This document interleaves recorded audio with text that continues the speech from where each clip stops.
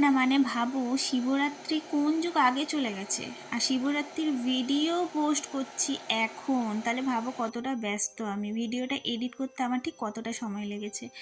তো অনেক ভোর ভোর উঠেছি, আমি উঠে আমি বাড়ির সমস্ত কাজকর্ম সেরে স্নানটাও সেরে ফেলি। এখনও ছেলে আর ছেলের বাবা ঘুমাচ্ছে, ততক্ষণে আমি রেডি হয়ে পড়ছি। আমরা যাব হচ্ছে কালিকাপুরে। কালিকাপুরে একটা মন্দির আছে, খুবই সুন্দর বিখ্যাত মন্দির, ওখানে শিবরাত্রি পালন হয় অনেক বড় করে। তো আমরা অনেক ভোর ভোর যাওয়ার একটা কারণ, ভোরবেলার ওখানের দৃশ্য মানে দেখার মতো, এবং আমাদেরকে অনেক সকাল সকাল ফিরেও আসতে হবে, কারণ ওর বাবা এসে আবার দোকান খুলবে আর আমি চলে যাব আমার মায়ের বাড়িতে। তার জন্য আমরা অনেক ভোর ভোর রেডি হয়ে পড়েছি। আর এই সময়টাতে আমাদের এইখানে অতটাও শীত ছিল না, শীতটা কমই ছিল, কিন্তু যখন আমরা কালিকাপুরের দিকে রওনা দিচ্ছি তখন রাস্তাতে দেখলাম বেশ ভালোই কুয়াশা আছে। এবং এখন যতটা কুয়াশা দেখছো, আমরা যখন আরও ভেতরের দিকে যাব মানে কালিকাপুরের দিকে, তখন তো রাস্তাঘাট কিছুই দেখা যাবে না। এবং যে পরিমাণ ঠান্ডা, মানে আমি যে কেন বুদ্ধি করে চাদরটা আনিনি, ওই যে বললাম আমাদের ওখানে কিন্তু প্রায় গরম পড়েই গেছিল, ইনফ্যাক্ট আমাদের ঘরে ফ্যানও চলছিল, তাহলে ভাবো। কিন্তু এই দিকটাতে যে এত ঠান্ডা এখনও, মানে আমি ভাবছি যখন আমাদের ওখানে এত ঠান্ডা ছিল তখন এইখানে ঠিক কী অবস্থা ছিল। দেখো আমার অবস্থা খুব খারাপ হয়ে গেছিলো।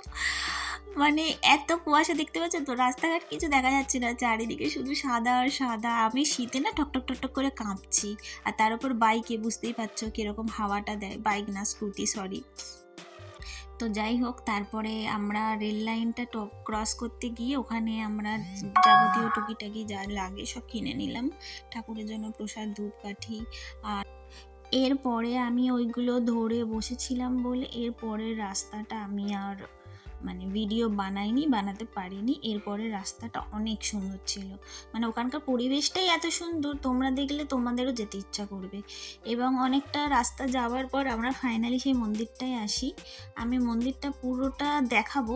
দেখো চারিদিকে কিন্তু পুরো মাঠ, এই এরিয়াটা অনেক বড়, কুয়াশা আছে বলে তোমরা কেউ দেখতে পাচ্ছ না। আর এই মাঝখানে হলো এই মন্দিরটা, এবং মন্দিরে আসার পথটাও কিন্তু অনেকটা সরু। এখানে কিন্তু প্রচুর ভিড় হয়, প্রচুর ভিড় হয়। এখানে যারা রয়েছে না তারা সারা রাত জেগে রয়েছে, এরা তো 4টে প্রহরে 4টে প্রহরই পালন করে, সেই জন্য সারা রাত এখানে বসে কাটিয়ে দেয়। তো অনেক ভোর হয়েছে, অনেকে বাড়ি গিয়ে রেস্ট নিচ্ছে, এবং কিছুক্ষণ পরে আবার প্রহর শুরু হবে, তখন আবার এসে সবাই জল ঢালবে। তো আমরা এখানে গিয়ে হাত পা ধুয়ে নিলাম। তারপরে ওর বাবা হচ্ছে গিয়ে মাথায় জল ঢালবে বলে ডাব এনেছিল, সেই ডাবটা যে মানে কাটবে কি দিয়ে সেইটা ওর মাথায় ছিল না, লাস্টে ও মানে স্কুটির চাবি দিয়ে ওটাকে খুলছে। তারপরে পাশে একটা কাকিমা ছিল, কাকিমাটা একটা দা দিল, ওটা দিয়ে খোলার পরে বাপ ছেলে দুজনে মিলে শিবের মাথায় জল ঢালছিল।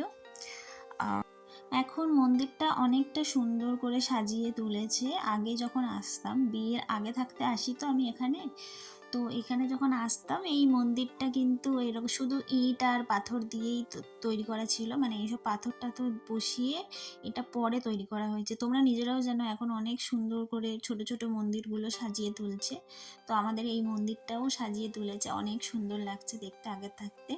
এবং পাশাপাশি আরও অনেক দেব দেবতা আছে, সেগুলো আমি দেখানোর চেষ্টা করব।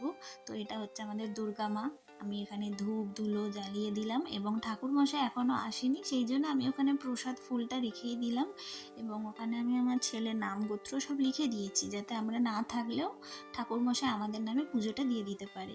তো এই যে গাছটা দেখছো, এটা হচ্ছে মানত গাছ, মানে এখানে সবাই সবার ইচ্ছে লিখে চলে যায়, এবং সেটা পূরণ হলে আবার এসে পুজো দেয়। তো আমি এখানে প্রতিবারেই লিখি, আর প্রতিবারেই আমার মানতটা পূরণ হয়, এবং আমি সেই মানতটা পূরণও করি এসে।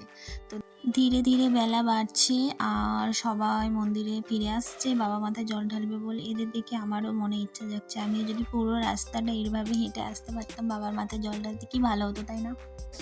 এখন বাজে সকাল 7:30।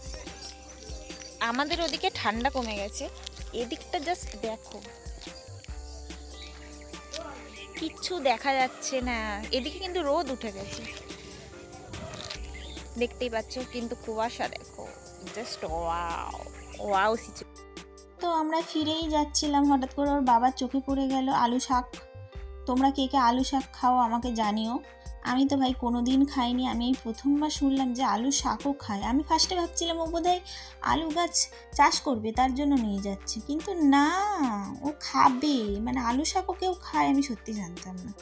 তো এতগুলো আলু শাক কেটে নিল, আর আমি জানতাম না বলে আমি কীভাবে রান্না করতে হয় সেটাও জানি না, সিম্পল, কিন্তু ও নিয়ে গেল, ওর মাসি রান্না করে দেবে। তারপরে আমরা ফিরে যাচ্ছি, আস্তে আস্তে দেখো কুয়াশাটা কেটেছে এবং আশেপাশের পরিবেশটা শুধু দেখো কতটা সুন্দর। আর এর বাবার প্রচুর তাড়া, যতবার যায় মানে ঝাটাফাট পুজো সারো আর ভাটাফাট বেরো, মানে একটু যে দাঁড়াই, একটু ঘুরি, একটু এই মনোরম পরিবেশটা এনজয় করি না, ও তাড়াতাড়ি বাড়ি ফেরার তাড়া শুধু। তো যাই হোক, আমরা তারপরে ফিরে চলে গেলাম, পৌঁছে গেলাম আমার মায়ের বাড়িতে, ওর বাবা চলে গেল। এরপরে আমি এই ড্রেসটা চেঞ্জ করে নেব, আমি এবারে মন্দিরে যাব পুজো দিতে। তার জন্য আমার মা সব আগে থাকতেই রেডি করে রেখেছিল, পুজোতে কী কী লাগবে, প্রসাদ, ফুল ফল যা লাগে সব রেডি করে রেখেছে। তারপরে আমার ছেলে যেহেতু সকাল থেকে উপোস ছিল জল ঢালবে বলে, সেই জন্য ওর জন্য তো চটাপট করে খাবার বানিয়ে খাইয়ে দিয়ে আমি মন্দিরে যাব বলে রেডি হতে শুরু করে দিলাম। তো এই শাড়িটা কেমন লাগছে তোমরা জানিও। হ্যাঁ, এই শাড়িটা কিন্তু আমি আমার স্বাদে পেয়েছিলাম, এর আগে পরেছি একবারে, কিন্তু অত সুন্দর করে পরা হয়নি, কিন্তু আজকে আমি অনেক মনের মতো করে আমি মানে পরেছি শাড়িটা। অ্যাকচুয়ালি আমাকে শাড়ি পরে আগে ভালো লাগতো না, একদম রোগা কাটিছিলাম কি না। আমার বৌদির কাছে সব আছে, মেকআপের সব, শুধু এই কালারের লিপস্টিক নেই। এই কালারের লিপস্টিক ছাড়া আমাকে অন্য লিপস্টিক মনে হয় না, তাই আমি ঘর থেকে নিয়ে এসেছি। আমি একটা লিপস্টিক করেছিলাম পার্পল কালারের, পিঙ্ক দেখাচ্ছে এখানে। তো এরপর চলে ভিডিওটা অনেক স্পিডে করে দিলেও আশা করি সবার বুঝতে অসুবিধা হয়নি আমি কি বলতে চেয়েছি। তো এখানে দেখো আমার তো সাজ রেডি, আমার বৌদি ওদিকে রেডি হচ্ছে, ও তো আর এক সুন্দরী, একবার সাজতে শুরু করলে ওর সাজ শেষই হয় না। ও তারপরে ঘরে পুজো দিয়েও বেরোবে, সেই জন্য ও তাড়াতাড়ি করে রেডি হয়ে পুজো দিতে চলে গেছে ওপরে। আর এই সময় আমি একটু আলতাটাও পরে নিচ্ছি। আলতা দেখে আমার মনে পড়ে গেল ছোটোবেলাকার কথা। ছোটোবেলায় প্রত্যেক বৃহস্পতিবারে আমার মা আলতা পরতো, তার সাথে আমিও পরতাম, কিন্তু বড় হবার পরে না এই আলতাটা আমার জীবন থেকে চলে গেছে, আমার মা পরা বাদ দিয়ে দিয়েছে, আমারও পরা হয়ে ওঠে না, কিন্তু এই পুজো পার্বণে যখন পড়ি সত্যি খুব ভালো লাগে। নিজেকে পড়ে কেমন যেন একটা লক্ষ্মী ঠাকুর ফিল হচ্ছে, হি হি। আমরা বেরিয়ে পড়লাম পুজো দিতে, বাবার মাথায় জল ঢালতে। এই আমাদের ঘর, আমাদের অনেকটা দেরি হয়ে গেছিলো কাজ সেরে যেতে যেতে, সেই জন্য আমরা মেন রাস্তা দিয়ে না গিয়ে এই অলিগলি রাস্তাটা ধরেছি। আর সামনে যেতে অনেক চারা কলম গাছ দেখতে পেতে, কিন্তু আমার দেখানো হয়ে উঠলো না। তো যাই হোক, আমরা তারপরে রাস্তা ধরে এগোতে থাকলাম এবং ওখানে গিয়ে আমরা পুজোটাও দিয়ে দিলাম। আমাদের পুজো দেওয়া কমপ্লিট। ওখানে যেহেতু জল ঢালছিলাম, ভিডিও তো আর করতে পারবো না, কাউকে বলতেও পারবো না ভিডিওটা করে দে, তো ভিডিও করা হয়নি। পুজো দিলাম, সোজা বাড়ি চলে এলাম। এবার একটু কিছু খাবো, তারপরে এক জায়গায় যেতে হবে, কেন যেতে হবে সেটাও বলছি। পেয়েছে প্রচণ্ড খিদে, সকাল থেকে উপোস, কী খাবো ভাবছি। তো যে পুজো দিয়ে এলাম, প্রসাদ নিয়ে এসেছিলাম, ওগুলো খেলাম। আর সাবু ভিজিয়ে রেখেছিলাম, সেই সাবুটা এখন মাখবো কলা দিয়ে। এই নারকেল এনেছি তো, তাহলে নারকেলটা কুড়ে নি।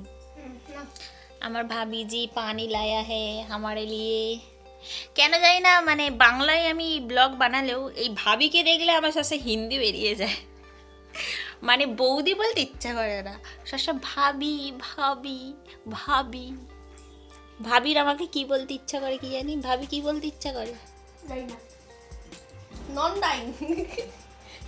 ওর একটাই ডাক মাম্পিদি, ওর মাম্পিদি ছাড়া আর কোনো ডাক নেই। যাই হোক, খাইয়ে দিয়ে নিই, তারপরে আমি আসছি। সত্যি খুব খিদে পেয়েছিল, তাড়াতাড়ি করে খেয়ে আমি আমার ব্লগটা এখানেই শেষ করলাম। সবাই ভালো থেকো, সুস্থ থেকো, ta-ta, bye bye, see you.